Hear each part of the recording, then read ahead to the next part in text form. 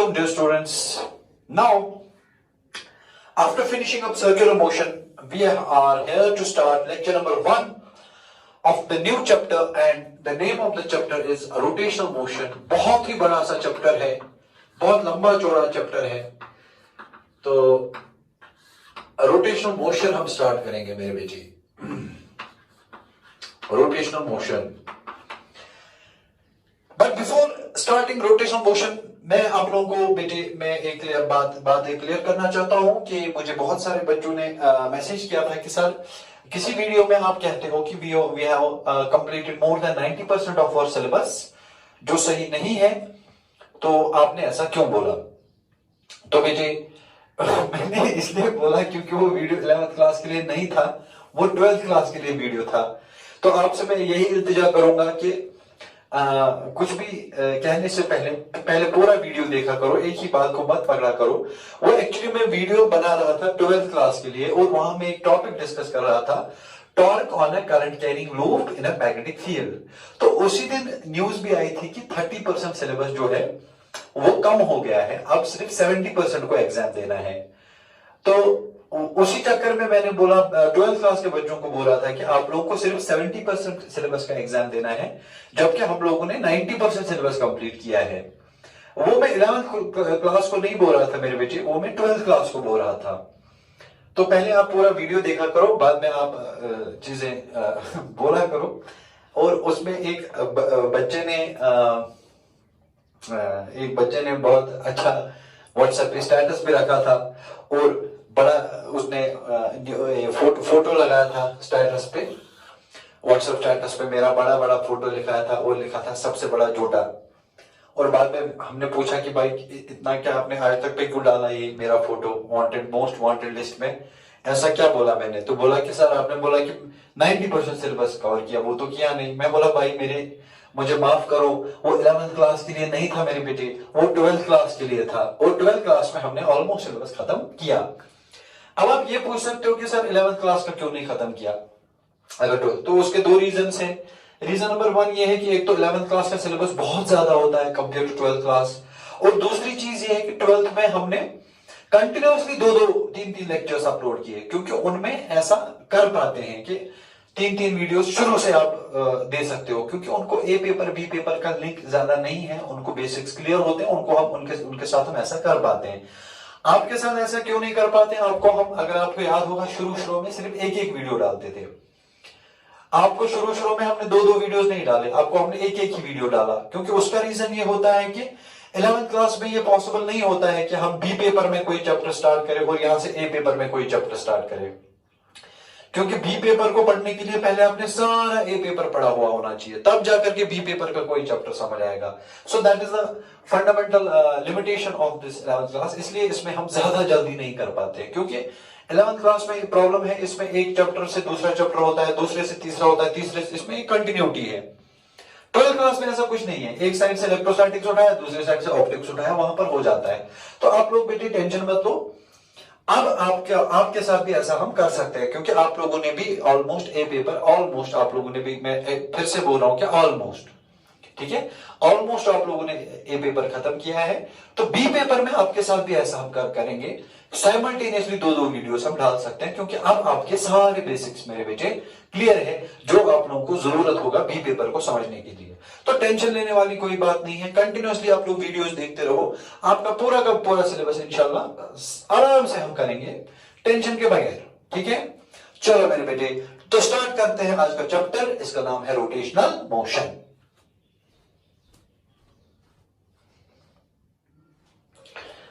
तो चलो मेरे बेटे शुरू करते हैं हमारा chapter rotational motion. Very good. इसमें सबसे पहली बात जो हमें डिस्कस करनी है वो है कि परफेक्टली रिजिड बॉडी या आइडियल रिजिड बॉडी क्या होती है. यहां से हम अपना टॉपिक जो है शुरू करेंगे. What do we mean by a perfectly rigid body और एन आइडियल रिजिड बॉडी? क्योंकि रोटेशनल मोशन को आप देखोगे कि बहुत सारी किताबों ने रिजिड बॉडी मोशन भी इसको कहा है। तो सबसे पहले हमें देखना पड़ेगा कि what is a rigid body और what is a perfectly rigid body. देख मेरे बेटे, consider a body of any shape. ये देख मेरे बेटे, आप बोलोगे सर ये क्या आपने बनाया आधा टेढ़ा, मैं बोलूंगा कोई भी बॉडी किसी भी शेप का ले लो आप। इस बॉडी में आप 2 पॉइंट्स मार्क करो, एक को मार्क करो बेटे पॉइंट ए और दूसरे को मार्क करो मेरे बेटे point B. Let us suppose ये पॉइंट्स ए और पॉइंट बी के बीच की जो दूरी है वो एल है। ये देखो, एक रिजिड बॉडी, एक बॉडी मानो आप, बॉडी में 2 पॉइंट्स, एक है पॉइंट ए दूसरा है पॉइंट बी। पॉइंट ए और पॉइंट बी के बीच की जो दूरी है वो हम मानेंगे एल। Very good. अब आप इस बॉडी पे फोर्स अप्लाई करो, ठीक है। फोर्स अप्लाई करने से अगर ये पॉइंट ए और पॉइंट बी के जो बीच की दूरी है एल वो चेंज नहीं होती है। If the distance between any 2 points of the body remains unchanged under the effect of a force, we call this body as a perfectly rigid body or an ideal rigid body. So what is a perfectly rigid body or what is an ideal rigid body? मेरे बेटे करना कुछ नहीं है। जब आपको लगेगा कि एक बॉडी के कोई भी 2 पॉइंट्स है जिनके बीच की दूरी चेंज नहीं हो रही है even under the application of a force, तो उस बॉडी को आप आइडियल रिजिड बॉडी मान सकते हो या परफेक्टली रिजिड बॉडी मान सकते हो। तो डेफिनेशन लिखेंगे मेरे बेटे, and perfectly rigid body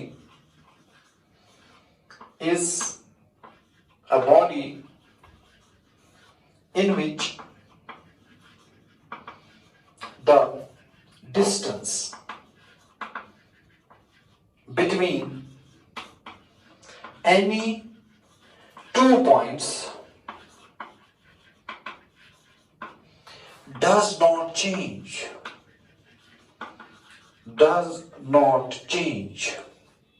under the action of a force.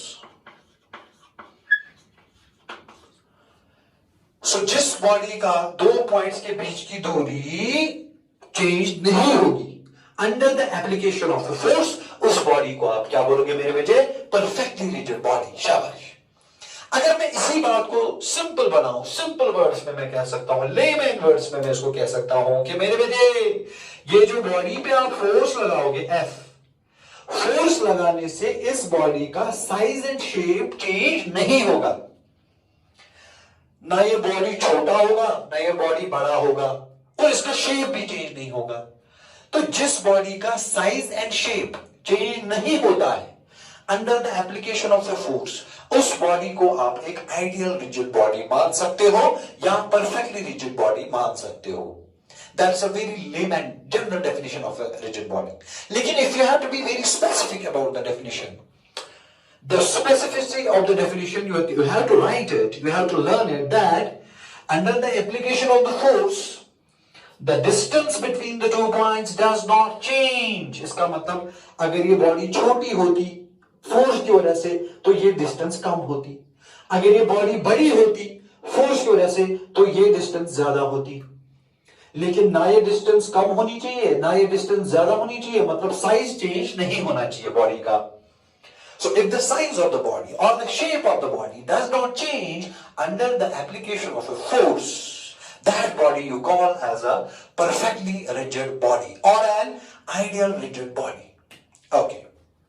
चलो मेरे बेटे, इन्हीं रिजिड बॉडीज के बारे में हमें पढ़ना है कि ये रिजिड बॉडी का किस किस तरह का मोशन हो सकता है, वही हमने पढ़ना है। इसलिए इसको रिजिड बॉडी डायनामिक्स भी बोलते हैं या रिजिड बॉडी काइनेमेटिक्स भी बोलते हैं। ठीक है मेरे बेटे, चलो जी, this was our point number 1। Now we will go to the point number 2।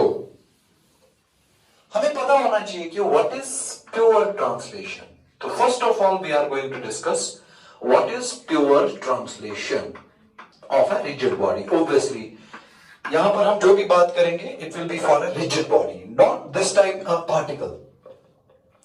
इस टाइम हम कलेक्शन ऑफ पार्टिकल्स की बात कर रहे हैं। आप बोलोगे क्या? मैं आपको समझाता हूं मेरे बेटी। For example this body it is a collection of particles. इसमें बहुत सारे millions and billions of particles हैं। इसको हम रिजिड बॉडी कहते हैं। और हमें इसी के देखना है कि रिजिड बॉडी किस किस तरह से मोशन कर सकता है।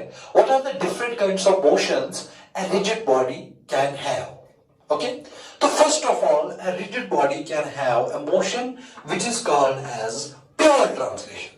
तो सबसे पहले देखेंगे प्योर ट्रांसलेशन क्या होता है। ध्यान से देखो मेरे बेटे, प्योर ट्रांसलेशन का मतलब यह है कि जब बॉडी चलेगा तो इस बॉडी का जो हर कोई पॉइंट है at a particular instant of time, हर किसी पॉइंट का वेलोसिटी सेम होना चाहिए। जैसे कि मैं आपको समझाता हूं, देखो ये बॉडी है, ये ऐसे चला, ऐसे।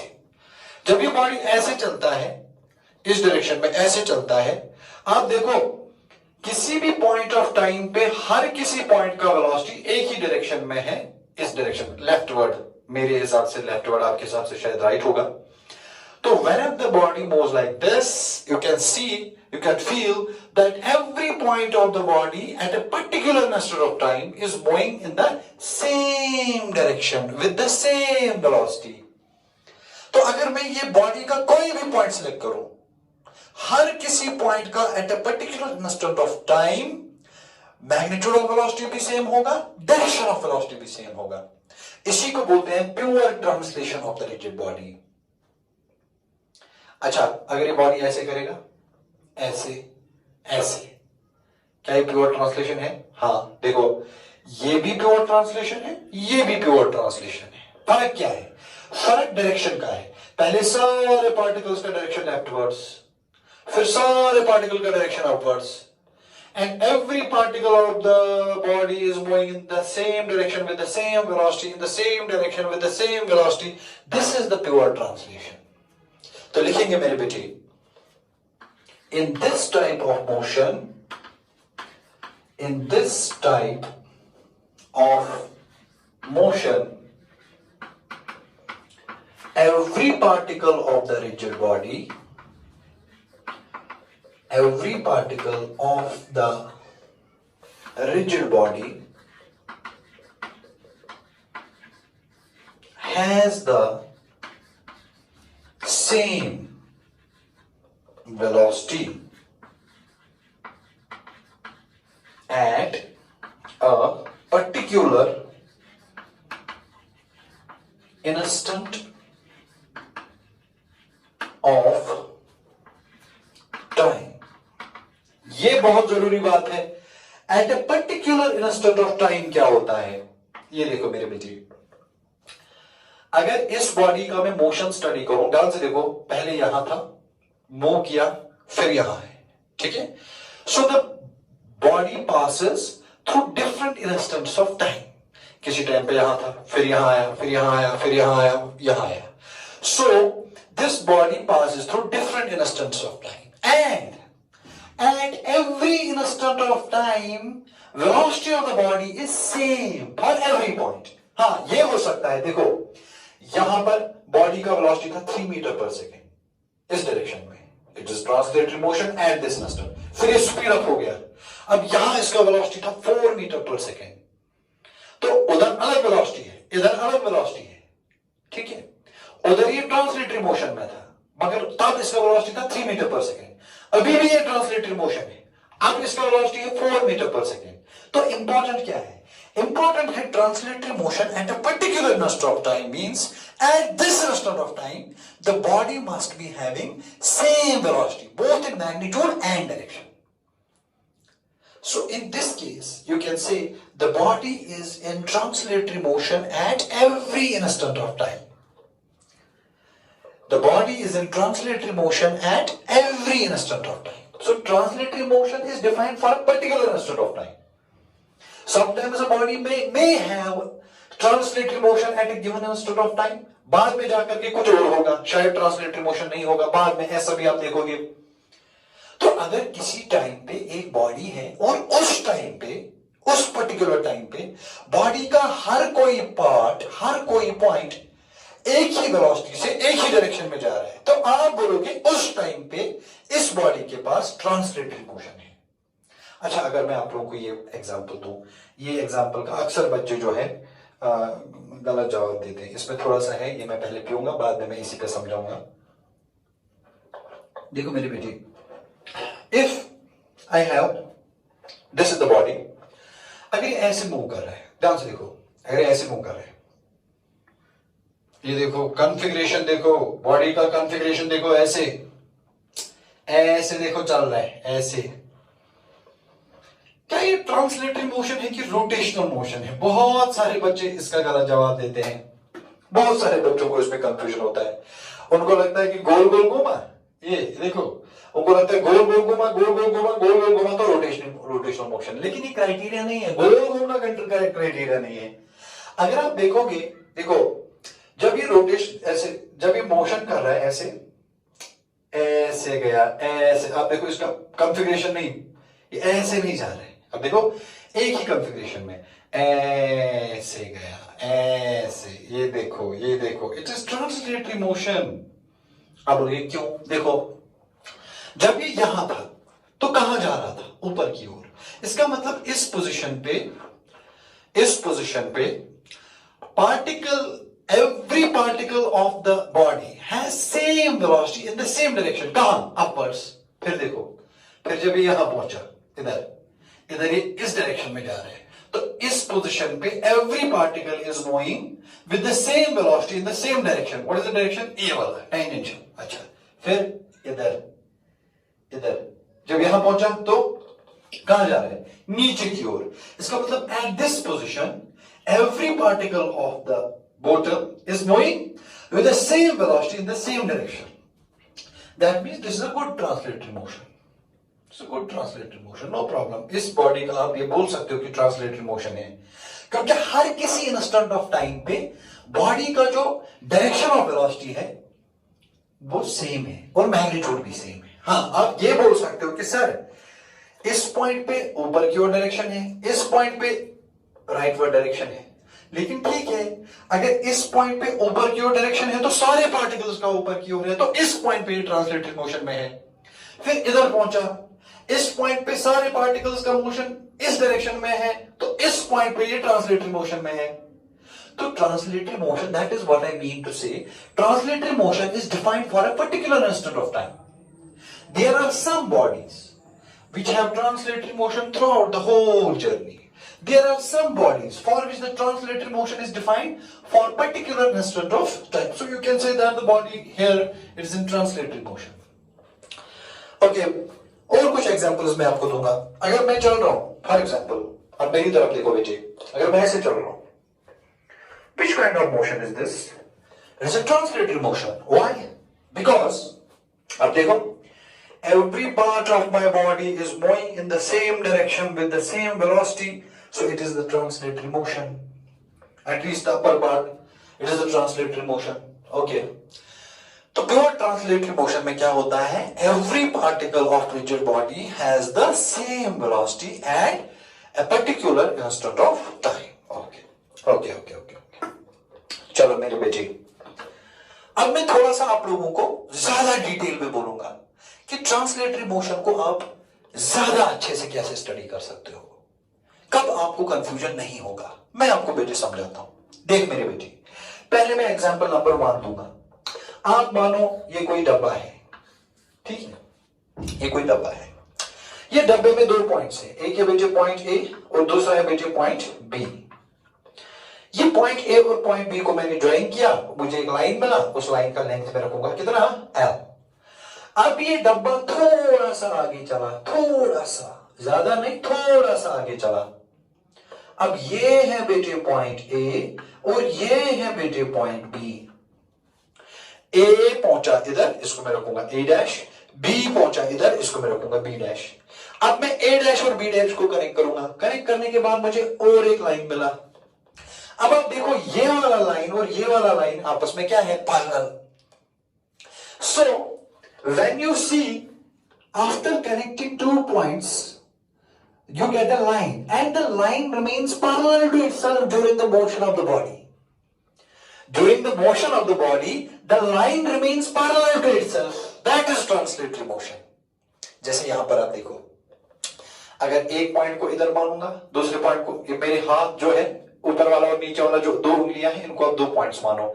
जरा इन दो पॉइंट्स को कनेक्ट करो, क्या मिलेगा? Straight line. अब देखो, straight line, straight line, straight line, straight line, straight line, straight line. तो द लाइन कनेक्टिंग, अरे यार दिमाग मेरी हो, पहले लाइन बनाओ. आप बोलोगे सर कौन सा लाइन? अरे आंखों से बेटे लाइन बनाओ. वो लाइन से मेरा ऊपर वाला फिंगर और नीचे वाला फिंगर कनेक्ट करो. दिखा आपको लाइन? अब देखो, वो लाइन हमेशा स्ट्रेट रहेगा. देखो, स्ट्रेट स्ट्रेट स्ट्रेट स्ट्रेट, ये है ना लाइन. लाइन ऐसे बनाना, ऐसे. Very good. देखो, वो लाइन स्ट्रेट रहेगा. Straight line, straight line, straight line, parallel to itself. So it is translatory motion. अच्छा, ऐसे देखो, straight line, parallel to itself, translatory motion. अच्छा, ऐसे देखो, ऐसे स्ट्रेट, ये देखो. अब ये आपको शायद कंफ्यूज करेगा. चलो मैं आपको समझाता हूं.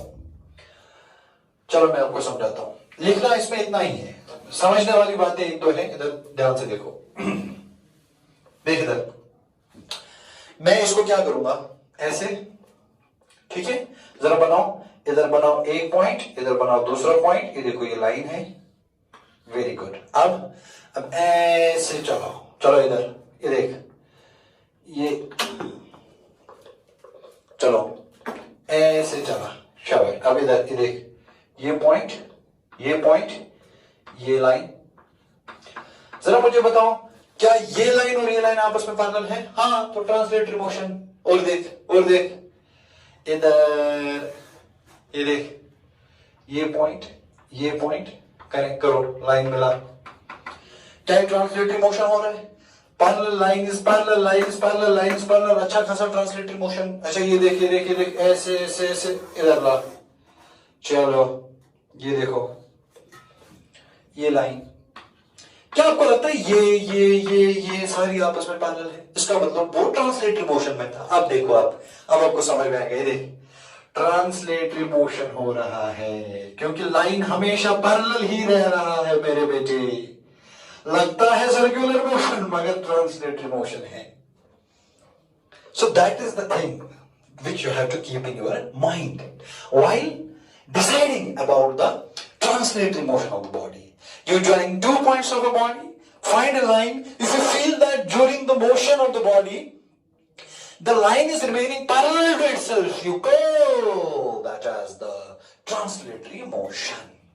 Very good. Now, we will move to one more type of motion. चलो मेरे बच्चे लिखो. Point number 2. Point number 2. Fixed axis rotation. ये बिल्कुल फिक्स्ड एक्सिस रोटेशन. चलो मेरे बेटे, इस पे मैं थोड़ी सी बात करना चाहूंगा कि रोटेशनल मोशन क्या होता है, या फिक्स्ड एक्सिस रोटेशन किसे कहते हैं. इसको आप रोटेशनल मोशन भी कहते हो. चलो मेरे बेटे, मैं आपको समझाऊंगा. फर्स्ट ऑफ ऑल, अगर मैं आपको बोलूं व्हाट इज रोटेशनल मोशन, आपके दिमाग में चीजें घूमती हुई आएंगी. लेकिन मैंने आप लोगों को अभी बोला कि घूमती हुई चीज नॉट नेसेसरी रोटेशनल मोशन. कुछ साइंटिफिकली हमें रोटेशनल मोशन को डिफाइन करना पड़ेगा. तो रोटेशनल मोशन में होता क्या है? रोटेशनल मोशन में होता क्या है? बहुत खतरनाक चीज है मेरे बेटे. रोटेशनल मोशन में क्या होता है, मैं आपको सिंपल सा एग्जांपल दूंगा. जब शोएब अख्तर बॉल मारता है, ध्यान से देखो. लेट्स सपोज मैं शोएब अख्तर हूं, फॉर एग्जांपल. अगर ऐसा हुआ कि मैं ही शोएब अख्तर हूं, मुझे बॉल फेंकनी है, उस डायरेक्शन में बैट्समैन है. अब मेरी आर्म की ओर देखना. जब मैं बॉलिंग करता हूं, मेरा जो हाथ है, आर्म की ओर रखो नजर मेरे बेटे, आर्म की ओर, बाजू की ओर. मेरी बाजू जो है ऐसे घूमती है, ऐसे ऐसे ऐसे ऐसे ऐसे. This is the kind of motion my arm is doing right now. Please try to understand. This is the type of motion my arm is doing right now. अगर मैं आपसे सवाल पूछूंगा कि जब मैं पूरा एक बॉल फेंकता हूं, एक बॉल जब मैं मारा, तो what is the path followed by the tip of my finger? जरा बोलो, कैसा path? सर्क्यूलर, ये देखो सर्क्यूलर पाथ में पूरी आर्म सर्क्यूलर मोशन कर रही है। ये देखो, ये देखो, अगर मैं अपने आर्म का कोई भी पॉइंट देखूं, ये देखो आर्म का टिप देखो सर्क्यूलर मोशन में, ये वाला पार्ट देखो सर्क्यूलर मोशन में, ये वाला पार्ट देखो सर्क्यूलर मोशन में। So that is rotational motion. Condition number 1, every point of the body must be moving in a circle, just like मेरा हाथ, एक every point is moving in a circle। चलो मैं आपको और एक एग्जांपल दूंगा रोटेशनल मोशन का। ये देखो, ये देखो, लेट अस सपोज ये बॉडी है, ठीक है, ये देख, जरा इसको रोटेशनल मोशन कराऊंगा ऐसे ऐसे, ये देखो, ये देखो, ये देखो। तो अगर मैं आपसे सवाल पूछूंगा मेरे बेटे, what is the path followed by every point of the bottle once it rotates? It is a circle. All the points of the body are moving in circles. That is rotational motion. Condition number 1. In rotational motion, every point of the body moves in a circular path. इसीलिए मैंने rotational motion से पहले circular motion पढ़ाया, क्योंकि circular motion आपको समझ में आया होगा तो आपको रोटेशनल मोशन भी आराम से समझ में आएगा। अच्छा, क्या आपने कभी फैन देखा है? फैन कुछ ऐसे होता है बीच में, फिर उसके ब्लेड्स होते हैं, ये देखो।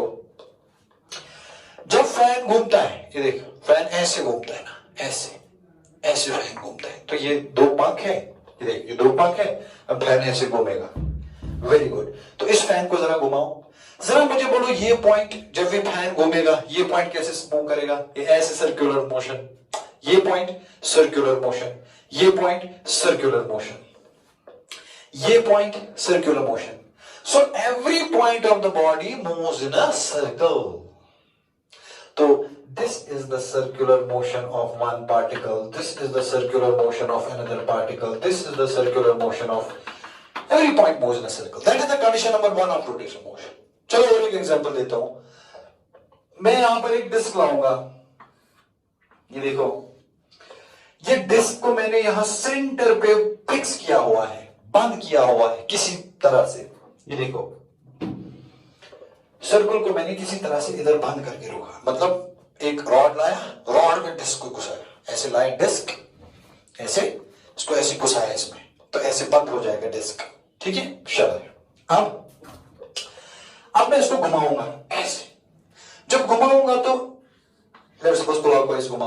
जरा मुझे बताओ, ये जो पॉइंट है डिस्क की रिम पे, जब ये घूमेगा तो कौन सा पाथ फॉलो करेगा? Circular path. चलो ये वाले पॉइंट पे जरा देख, ये भी सर्कुलर पाथ, जरा ये वाले पॉइंट पे देख सर्कुलर पाथ, जरा ये वाले पॉइंट पे देख circular path. So condition number 1 is during rotational motion of a body, every point of the body moves in a circle. Every point moves in a circle except one point. ध्यान से देखो मेरी और मेरे बेटे। Every point moves in a circle except one. जरा मुझे बोल, यहां पर कौन सा पॉइंट ऐसा है जो आपको लगता है कि सर्कल में नहीं घूम रहा है? आप बोलोगे सर सेंट्रल पॉइंट, यहां पे जिस पॉइंट पे आपने डिस्क को बंद करके रखा हुआ है वो पॉइंट नहीं घूमता है, बाकी सारे पॉइंट सर्कल में घूम रहे हैं। अबाउट द फिक्स्ड पॉइंट, इस फिक्स्ड पॉइंट को हम बोलते हैं एक्सिस ऑफ रोटेशन। तो यहां एक्सिस ऑफ रोटेशन ऐसे है, पेन सेंटर के थ्रू पास होता है। So this is the axis of rotation and the disc is moving about the axis of rotation. जरा यहां पर बोलो फैन, ये देख, What is the axis of rotation? जरा देख, अगर मैं ऐसे घूम रहा हूं, what is my axis of rotation? मेरे हाथ ऐसे ऐसे घूम रहे हैं, but there is an axis which passes through the head vertically. वो axis of rotation है। जब मैं ऐसे घूमूंगा तो axis of rotation will pass through my head. इसी तरह यहां पर भी axis of rotation ऐसे है, क्योंकि फैन ऐसे घूम रहा है, सेंटर से एक एक्सिस ऐसे, this is the axis of rotation. नहीं आ रहा है बेटे समझ में? अच्छा, चलो मैं आपको और कुछ एग्जांपल्स देता हूं रोटेशनल मोशन। और एक बहुत इंपॉर्टेंट चीज है, ऐसा भी जरूरी नहीं है कि पार्टिकल जब सर्कुलर मोशन करेंगे तो पूरा का पूरा सर्कल बनना चाहिए, ऐसा भी जरूरी नहीं है। अगर सर्कल का एक पार्ट ही डिस्क्राइब होता है कोई बात नहीं, वो भी रोटेशनल मोशन माना जाता है। फॉर एग्जाम्पल बेटी, आप मेरे हाथ की ओर देखो, ये देखो, ये देखो, अगर मैं ऐसे करूंगा, ये देख, ये देख, मोशन देखो आप जरा, क्या आपको नहीं लगता है every part of my hand is moving in a circle? पूरा सर्कल नहीं है, आर्क, ये भी रोटेशनल मोशन है, ये आर्क है, ये जरा एक्सिस बोलो, ये देख, अगर आप मेरा शोल्डर देखोगे ना, शोल्डर सर्कुलर मोशन है, शोल्डर फिक्स्ड है, इसका मतलब मेरा एक्सिस ऑफ रोटेशन अभी कहां से पास हो रहा है? शोल्डर से। तो this is the axis of rotation, ये देख, this is the axis of rotation, इसको फील करना पड़ता है। अच्छा चलो मैं अपना हेड मूवमेंट करता हूं, हेड जरा ऐसे करो। अगर मैं आपसे पूछूंगा कि आपको पिछला सारा याद है, आप करोगे no sir. What is this motion? This is also rotational motion, this is the rotational motion of my head. ये देख, जरा मुझे बताओ, is every part of my head going in a circle? जब, अरे यार मुझे तो चक्कर आ गया, देखो मेरे बेटे, जब मैं ऐसे कर रहा हूं, ऐसे, डोंट यू फील सर्कल्स ऐसे बन रहे हैं, ऐसे बन रहे हैं, सर्कल सर्कल, तो सर्कुलर मोशन। जरा एक्सिस बताओ, पासिंग थ्रू माय हेड, देखो। अच्छा, अगर मैं ऐसे करूंगा, क्या ये रोटेशनल मोशन है? हाँ, ये देखो, ये भी रोटेशनल मोशन है, बट सर्कल अभी कैसा बन रहा है? सर्कल ऐसे बन रहा है, ऐसे ऐसे, तो ये एक्सिस ऑफ रोटेशन हो गया। सो ये आपको थोड़ा बहुत इमेजिन करना पड़ेगा कि in rotational motion what happens? In rotational motion, every particle of the body moves in a circle, and all the circles have a common center. इसका मतलब ये circles concentric होने चाहिए, and the axis of rotation lies perpendicular to the plane of the circles. ये है rotational motion। तीन चीजें, number 1, every point of the body should be moving in a circle. Number 2, all the circles must be concentric. Number 3, the axis of rotation must pass through the center. The axis of rotation जो है must be perpendicular to the plane of the circles. तो लिखो मेरे बेटे, in rotational motion, I am talking of fixed axis rotation क्योंकि हमारे syllabus में यही है। मूविंग एक्सिस हमारे सिलेबस में नहीं होता है मेरे बेटे। फिक्स्ड एक्सिस रोटेशन में क्या लिखोगे? शाबाश। Here all the points of the body move in concentric circles around a fixed axis of rotation, and the axis of rotation is perpendicular to the plane of the circles. Very good. जब भी आपको लगेगा तीन चीजें satisfy हो गई, number 1, body के सारे पॉइंट सर्कल में घूम रहे हैं, नंबर 2, वो कॉन्सेंट्रिक सर्कल्स में घूम रहे हैं, number 3, axis of rotation is perpendicular to the circles, you will say that the body is in fixed axis rotation. Okay, so this was the second type of the motion, it's called as the rotational motion. Okay, चलो मेरे बेटे, चलो मैं आपको आसान सा तरीका बताता हूं कि आपको कैसे पता चलेगा एक बॉडी में रोटेशनल मोशन हो रहा है कि नहीं। देखो फॉर एग्जांपल, मैं यहां पर कोई बॉडी बनाऊंगा, ये देख, ये point A of the body और ये है point B of the body. Very good, जरा ध्यान से देखो, ए और बी को कनेक्ट करो तो क्या बनेगा? लाइन बनेगा। ये देखो मेरे बेटे, लाइन। अच्छा, अब मैंने क्या किया, ए पे बॉडी को फिक्स करके अब ऐसे ऐसे रखा, इसी बॉडी को ऐसे, देखो ये देखो, पहले बॉडी ऐसे था, अब मैं ऐसे लिया तो ऐसे हो गया, पॉइंट बी यहां से लेकर यहां तक आएगा। अब देखो जरा इसको धक्का दो, ऐसे, तो this will be the path, circular path में गया ना point B, very good, B dash. अब जरा ए और बी को कनेक्ट करो, ये कनेक्ट किया, अब ये लेंथ है एल। क्या ये लाइन और ये लाइन क्या आपस में पैरेलल है? This line and this line, they are not parallel to each other, that means the body has undergone rotational motion. अगर लाइन पैरेलल रहता तो प्योर ट्रांसलेशन, लाइन पैरेलल नहीं है तो रोटेशनल मोशन। अगर मैं आपको बोलूं ये लाइन ने कितना एंगुलर डिस्प्लेसमेंट कवर किया, आप बोलोगे सर पहले ऐसे थे अब ऐसे है, तो ये theta, this is the angular displacement. चलो जाने दो।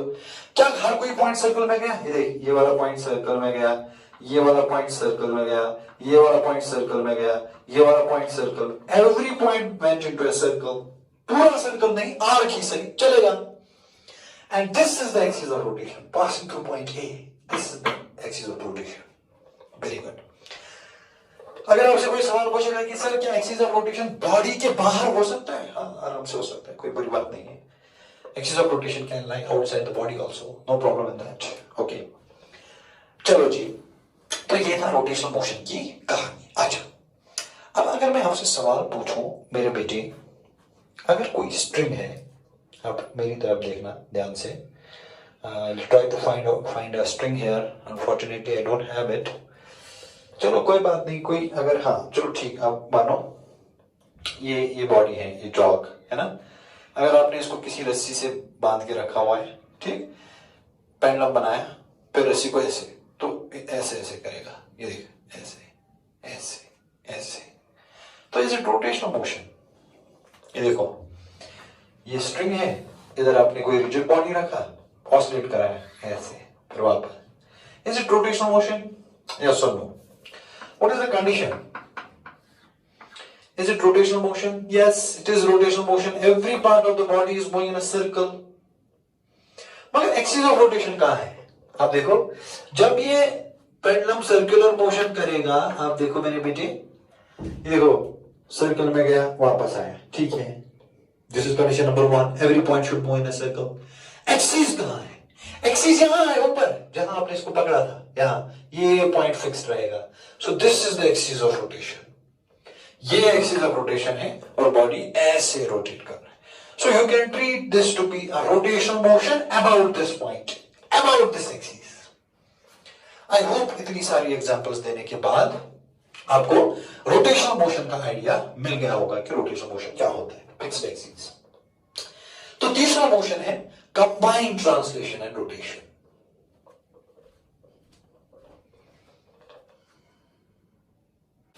तीसरा है combined translation and rotation. Body और एक चीज भी कर सकती है, इसमें मैं अभी ज्यादा डिटेल में नहीं जाऊंगा। Combined translation and rotation. देख मेरे बेटे, यहां पर बॉडी क्या करती है, यू कैन डिफाइन, असल में जो ये वाला तीसरा किस्सा है, combined translation and rotation of a rigid body, इसको हम in terms of centre of mass define कर सकते हैं, लेकिन हमें अभी सेंटर ऑफ मास पता नहीं है, तो मैं इसको थोड़ा लेमैन टर्म्स में अभी डिफाइन करूंगा। बाद में जाकर के जब मैं इधर पहुंचूंगा, इसको मैं अच्छे से जो है डिफाइन करूंगा। तो what happens in combined translation and rotation, body में साइमल्टेनियसली दो मोशंस होते हैं, ट्रांसलेटरी मोशन भी होता है, रोटेटरी मोशन भी होता है। आप बोलोगे सर कैसे? ये देखो मैं आपको समझाता हूं, ये देखो जरा अभी बताओ, what is the motion in this rough, ऐसे, शाबाश, मैं क्वेश्चन पूछूंगा तो आंसर बोलेगा मेरे बेटे, क्या है मोशन? Translatory, very good. क्या है मोशन? रोटेटरी। देखो जरा एक्सिस बोल, एक्सिस, ये देख जरा एक्सिस बोल, हाँ ये देख ये देख ये देख ये देख, अगर ऐसे ऐसे घूम रहा है तो ये एक्सिस है। जरा इसका एक्सिस बोल, ये देख ये देख ये देख ये देख ये देख ये देख, ये एक्सिस है। Very good. चलो, what is this motion? This is the translatory motion. Very good. What is this motion? This is the rotatory motion. Very good. And what is this motion? What is this motion? This is the combination of translation and rotation. क्योंकि देखो आगे भी गया घूमा भी, आगे भी गया घूमा भी, आगे भी गया, तो घूमते घूमते आगे चला गया. So it is the combined translation and rotation. तो यहां पर क्या होता है, body simultaneously possesses translatory motion as well as rotatory motion. जैसे एक टायर होता है गाड़ी का, अगर आपने गाड़ी का टायर देखा होगा, टायर आगे भी जाता है और घूमता भी है, ऐसे घूमते घूमते आगे जाता है, तो उसमें भी दोनों मोशंस है, ट्रांसलेटरी मोशन भी है, रोटेटरी मोशन भी है. Very good. सो हियर क्या लिखेंगे, here the body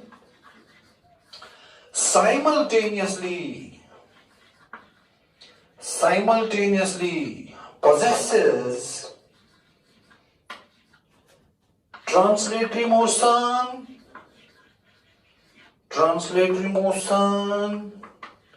as well as rotatory motion. ये हो गई कहानी खत्म. एग्जाम्पल भी लिखो, अ रोलिंग टायर. ये हमें डिटेल में पढ़ना है, रोलिंग आगे जाकर के. एग्जाम्पल लिखो मेरे बेटे, a rolling tyre. Okay, so we have discussed the types of motion a rigid body can have. Number one, it was the pure translatory motion. Number two, it was the rotatory motion about a fixed axis. And number three, we discussed about the combined translation and rotation. इन तीनों में से जो है हमें rotational motion about a fixed axis पढ़ना है फिलहाल.